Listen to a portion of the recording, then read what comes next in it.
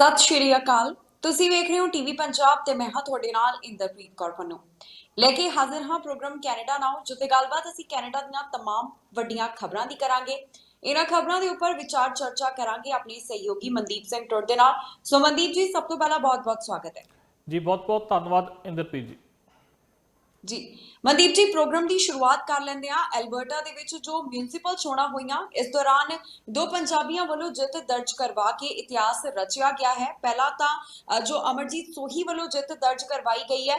ਸਭ ਤੋਂ ਪਹਿਲਾ ਸਵਾਲ ਇਹੀ ਹੈ, ਤੁਹਾਡੇ ਤੋਂ ਇਹੀ ਜਾਣਨਾ ਚਾਹੁੰਦੇ ਆ ਕਿ ਜਿਹੜੀਆਂ ਇਹ ਚੋਣਾਂ ਹੋਈਆਂ ਸਨ, ਕਿਸ ਤਰ੍ਹਾਂ ਦੇ ਨਤੀਜੇ ਸਾਹਮਣੇ ਆਏ, ਕੀ ਇੱਥੇ ਸਥਿਤੀ ਬਣੀ ਹੋਈ ਸੀ? ਬਿਲਕੁਲ ਕੱਲ ਇਤਿਹਾਸ ਇੱਕ ਵਾਰੀ ਫਿਰ ਜਿਹੜਾ ਸੀ ਉਹ ਰਚਿਆ ਗਿਆ ਕੈਨੇਡਾ ਦੇ ਵਿੱਚ, ਜਿੱਥੇ ਅਲਬਰਟਾ ਦੇ ਵਿੱਚ ਜਿਹੜੀਆਂ ਸੀ ਉਹ ਚੋਣਾਂ ਹੋ ਰਹੀਆਂ ਸੀ, ਮਿਊਨਿਸਪਲ ਚੋਣਾਂ।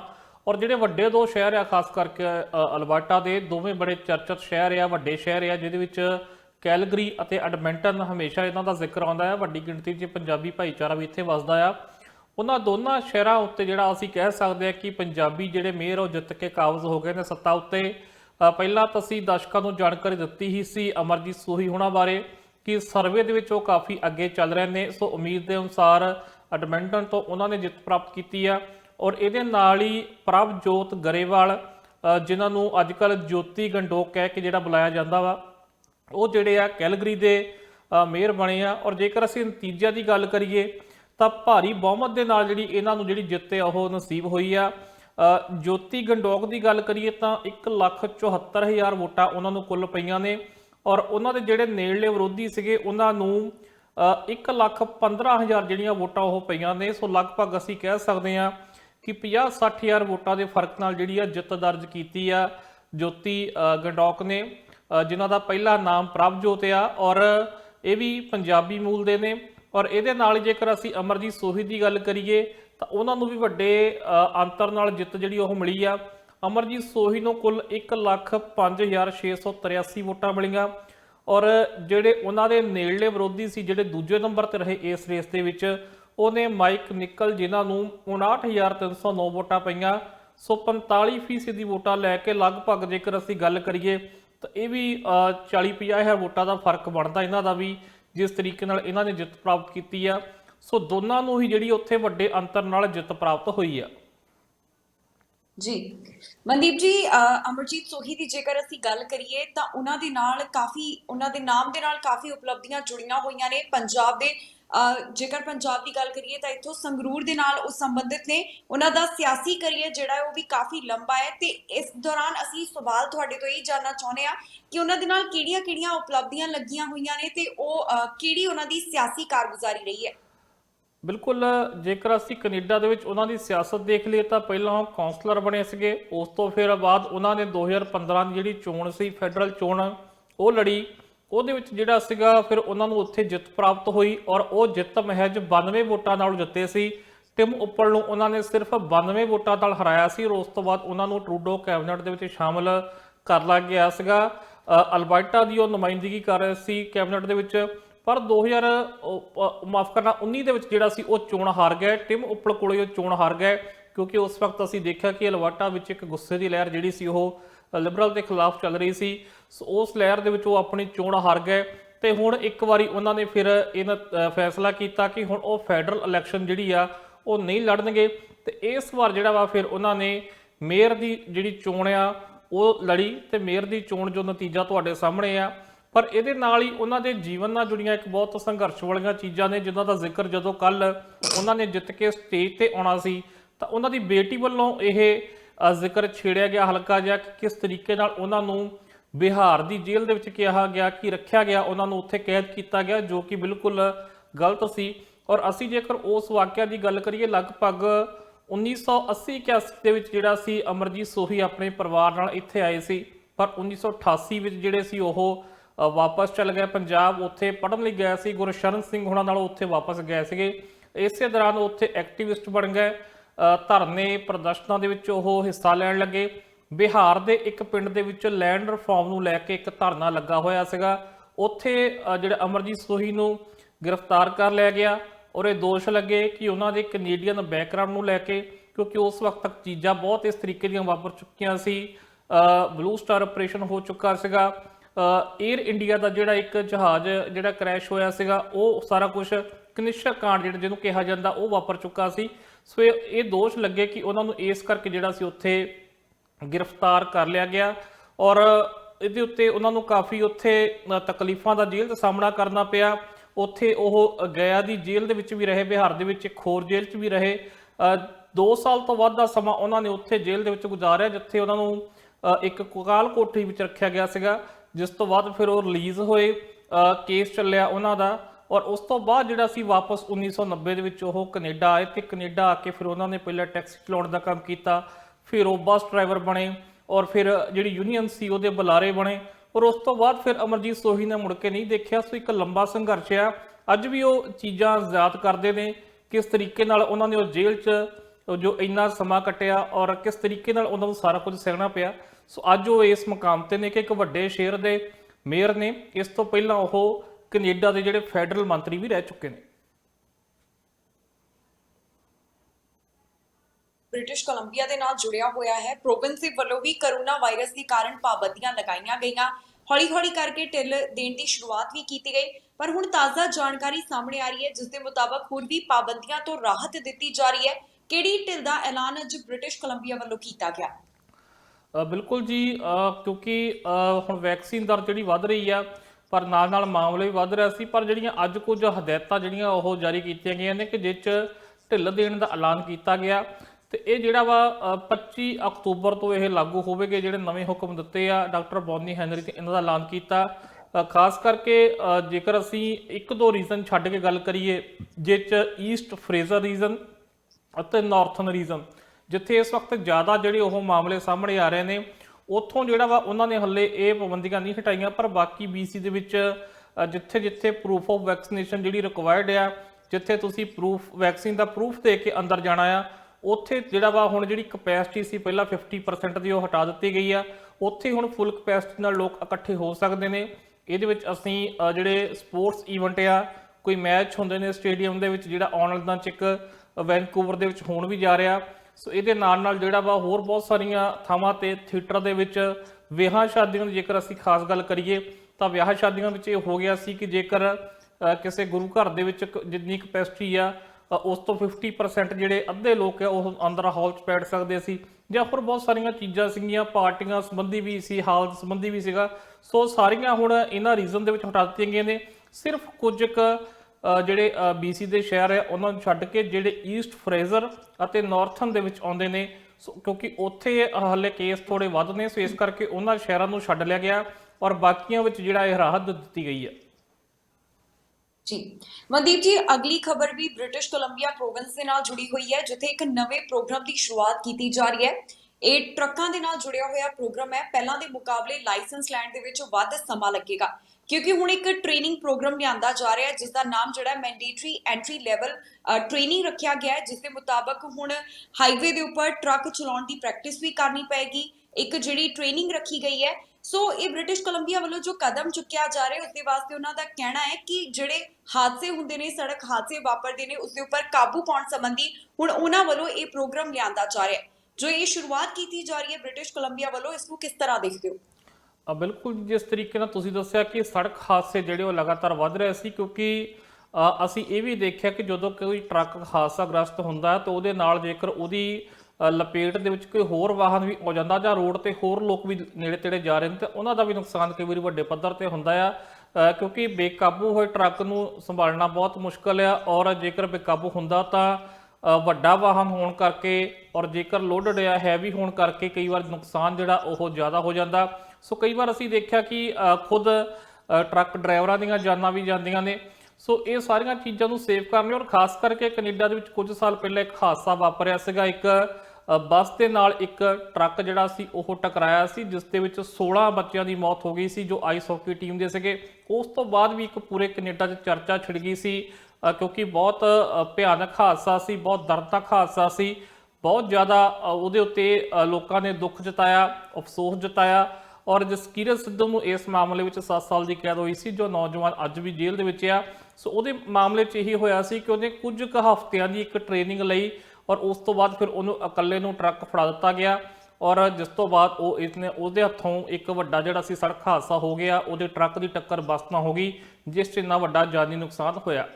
ਸੋ ਲਗਾਤਾਰ ਇਹ ਮੰਗ ਕੀਤੀ ਜਾ ਰਹੀ ਸੀ ਕਿ ਜਿਹੜੇ ਨਵੇਂ ਟਰੱਕ ਡਰਾਈਵਰ ਆਉਂਦੇ ਨੇ, ਐਕਸਪੀਰੀਅੰਸ ਦੀ ਘਾਟ ਦੇ ਨਾਲ ਜਿਹੜਾ ਵਾ ਅਕਸਰ ਸੜਕ ਹਾਦਸੇ ਜਿਹੜੇ ਹੋ ਜਾਂਦੇ ਨੇ ਔਰ ਕਈ ਵਾਰ ਉਹ ਬਹੁਤ ਘਾਤਕ ਜਿਹੜੇ ਹੋ ਨਿਬੜਦੇ ਨੇ। ਸੋ ਇਹਦੇ ਵਿੱਚ ਕੁਝ ਨਾ ਕੁਝ ਹੋਰ ਕਰਨ ਦੀ ਲੋੜ ਆ।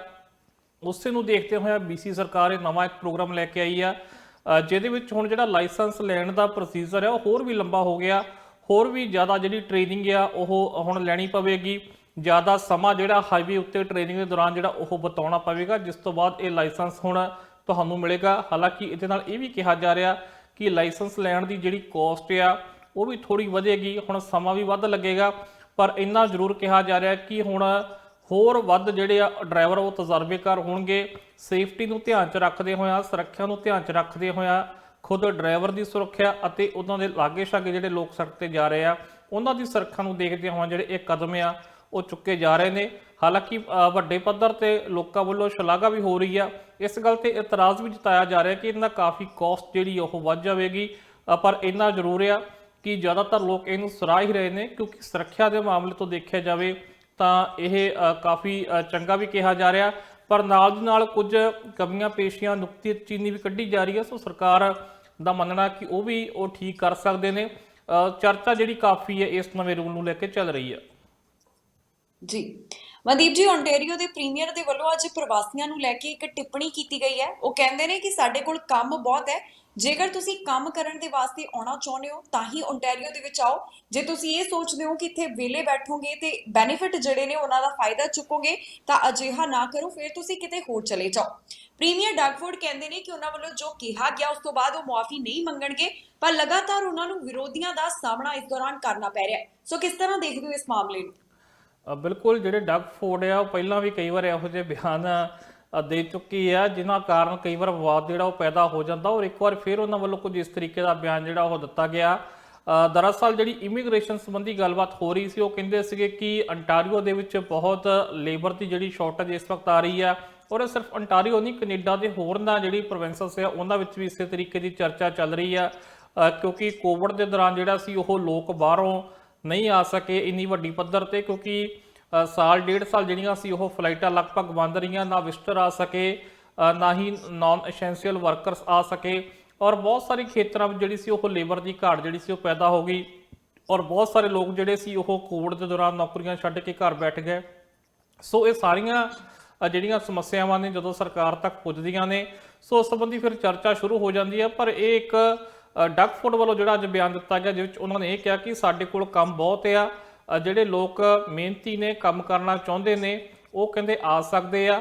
ਔਰ ਉਹ ਕਹਿੰਦੇ ਕਿ ਜਿਹੜੇ ਵਿਅਕਤੀ, ਉਹਨਾਂ ਨੇ ਇੱਕ ਡੋਲ ਸ਼ਬਦ ਵਰਤਿਆ ਜਿਹਦੇ ਵਿੱਚ ਇਹ ਕਿਹਾ ਜਾਂਦਾ ਕਿ ਜਿਹੜੇ ਤੁਸੀਂ ਸਰਕਾਰੀ ਬੈਨੀਫਿਟਸ ਲੈਂਦੇ ਹੋ ਜਾਂ ਜਿਹੜੀਆਂ ਵੱਖ-ਵੱਖ ਜਿਹੜੀਆਂ ਸਰਕਾਰ ਵੱਲੋਂ ਸਹੂਲਤਾਂ ਦਿੱਤੀਆਂ ਜਾਂਦੀਆਂ ਨੇ, ਕੁਝ ਨੁਕਤੇ ਵਰਤ ਕੇ ਜਿਹੜਾ ਉਹ ਸਰਕਾਰ ਤੋਂ ਜਿਹੜੀ ਆ ਉਹ ਪੈਸੇ ਲਏ ਜਾਂਦੇ ਨੇ। ਕਹਿੰਦੇ ਕਿ ਇਹ ਨਾ ਸੋਚੋ ਕਿ ਤੁਸੀਂ ਇਸੇ ਤਰੀਕੇ ਦੀਆਂ ਸਹੂਲਤਾਂ ਕੋਈ ਲੈਣ ਆਉਣਾ, ਤਾਂ ਫਿਰ ਕਹਿੰਦੇ ਤੁਸੀਂ ਅੰਟਾਰੀਓ ਨਾ ਆਓ। ਜੇਕਰ ਤੁਸੀਂ ਮਿਹਨਤ ਕਰਨੀ ਹੋ, ਮਿਹਨਤੀ ਹੋ, ਕੰਮ ਕਰਨਾ, ਤਾਂ ਤੁਹਾਡਾ ਅੰਟਾਰੀਓ ਵਿੱਚ ਸਵਾਗਤ ਹੈ। ਔਰ ਇਸ ਮਸਲੇ ਤੇ ਲੈ ਕੇ ਹੁਣ ਜਿਹੜਾ ਵਾ ਲਗਾਤਾਰ ਜਿਹੜੀਆਂ ਵਿਰੋਧੀ ਪਾਰਟੀਆਂ ਨੇ ਉਹ ਡਗਫੋਰਡ ਨੂੰ ਘੇਰ ਰਹੀਆਂ ਨੇ, ਔਰ ਕਿਹਾ ਜਾ ਰਿਹਾ, ਦੋਸ਼ ਲੱਗ ਰਹੇ ਨੇ ਕਿ ਇਮੀਗ੍ਰੈਂਟਸ ਦਾ ਜਿਹੜਾ ਇਹ ਅਪਮਾਨ ਜਿਹੜਾ ਇੱਕ ਹਿਸਾਬ ਨਾਲ ਜਿਹੜੇ ਡਗਫੋਰਡ ਕਰ ਰਹੇ ਆ, ਔਰ ਉਹਨਾਂ ਨੂੰ ਇਹ ਗੱਲ ਕਹਿਣ ਦਾ ਕੋਈ ਹੱਕ ਨਹੀਂਗਾ। ਜਿਹੜਾ ਸ਼ਬਦ ਉਹਨਾਂ ਨੇ ਵਰਤਿਆ ਡੋਲ, ਉਹ ਸ਼ਬਦ ਜਿਹੜਾ ਉਹਨਾਂ ਨੂੰ ਨਹੀਂ ਵਰਤਣਾ ਚਾਹੀਦਾ ਸੀ, ਕਿਉਂਕਿ ਸਾਰੇ ਇੱਥੇ ਮਿਹਨਤ ਕਰਨ ਆਉਂਦੇ ਨੇ, ਆਪਣਾ ਫਿਊਚਰ ਬਿਲਡ ਕਰਨ ਆਉਂਦੇ ਨੇ, ਔਰ ਇਸ ਤਰੀਕੇ ਨਾਲ ਜਿਹੜਾ ਵਾ ਉਹਨਾਂ ਨੂੰ ਜਿਹੜਾ ਵਾ ਟਾਰਗੇਟ ਨਹੀਂ ਕਰਨਾ ਚਾਹੀਦਾ। ਔਰ ਜਦੋਂ ਉਹਨਾਂ ਨੂੰ ਕਿਹਾ ਗਿਆ ਵੀ ਇਹ ਤੋਂ ਮਾਫੀ ਮੰਗੋ, ਤਾਂ ਡਗਫੋਰਡ ਕਹਿੰਦੇ ਵੀ ਮੈਂ ਕੁਝ ਵੀ ਗਲਤ ਨਹੀਂ ਕਿਹਾ ਤੇ ਨਾ ਮੈਂ ਕੋਈ ਮਾਫੀ ਜਿਹੜਾ ਉਹ ਮੰਗਾਂਗਾ।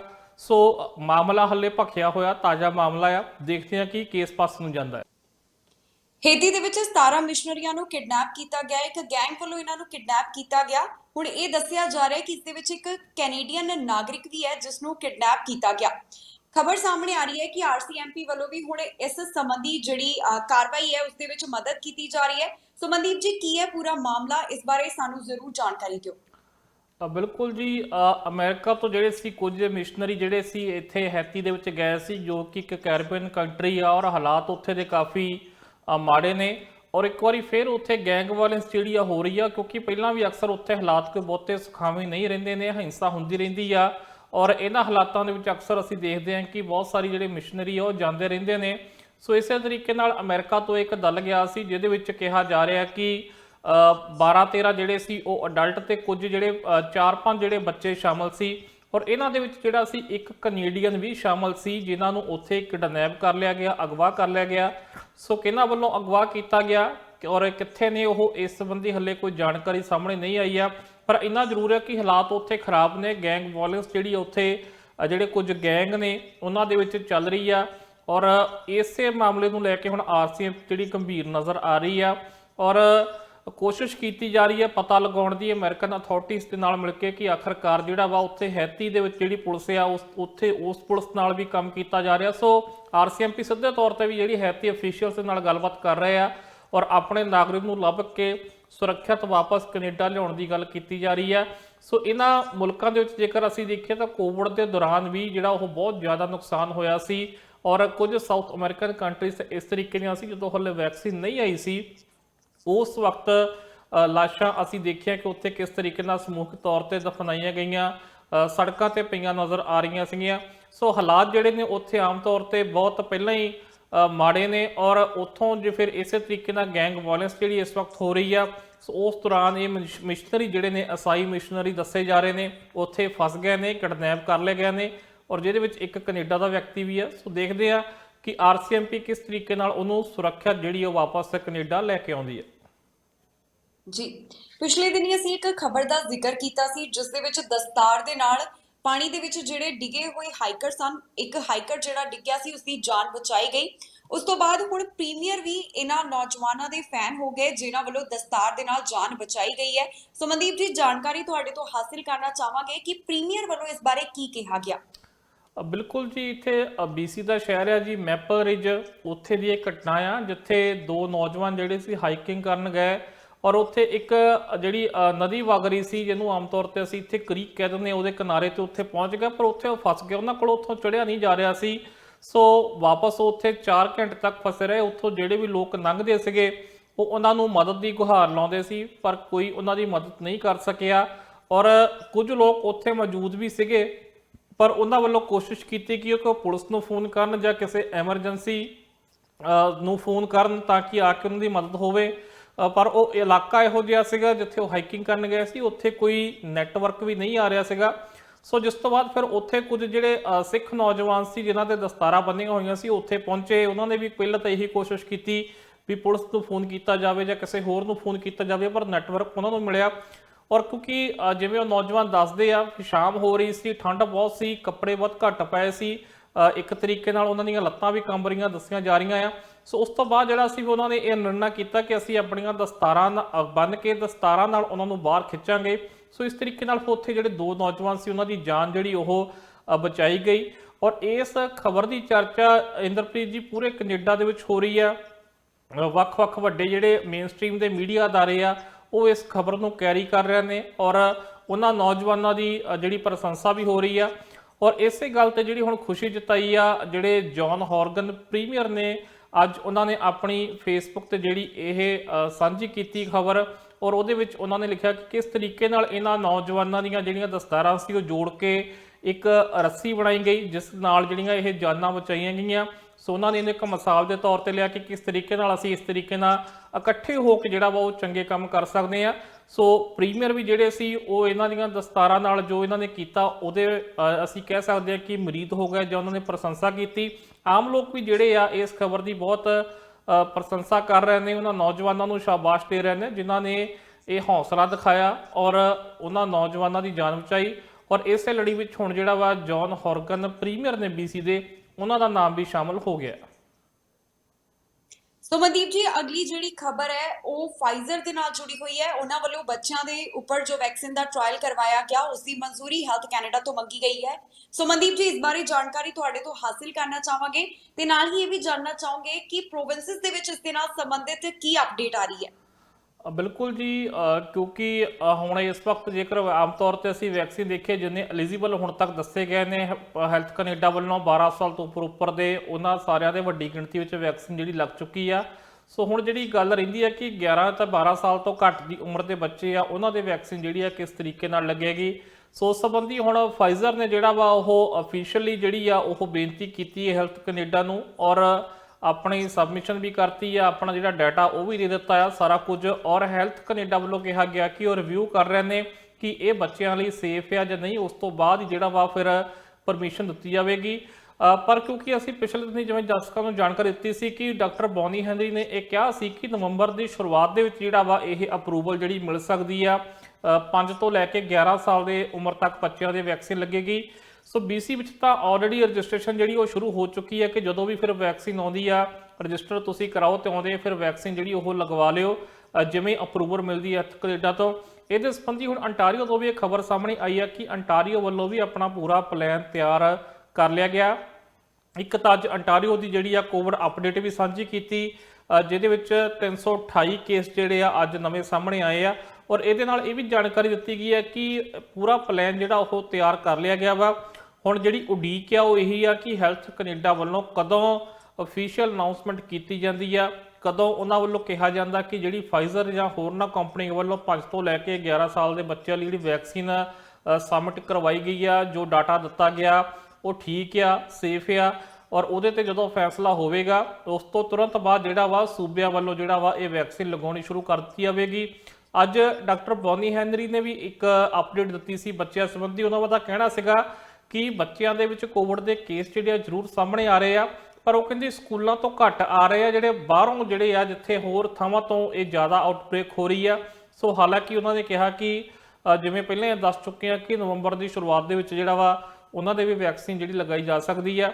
ਸੋ 12 ਸਾਲ ਤੋਂ ਉੱਪਰ ਤਾਂ ਵੱਡੀ ਪੱਧਰ ਤੇ ਲੱਗ ਚੁੱਕੇ ਆ। ਹੁਣ ਉਡੀਕ ਇਹ ਆ ਕਿ 5 ਸਾਲ ਤੋਂ ਲੈ ਕੇ 11 ਸਾਲ ਦੀ ਉਮਰ ਤੱਕ ਦੇ ਬੱਚਿਆਂ ਦੇ ਵੈਕਸੀਨ ਕਦੋਂ ਲੱਗਣੀ ਸ਼ੁਰੂ ਹੋਵੇਗੀ।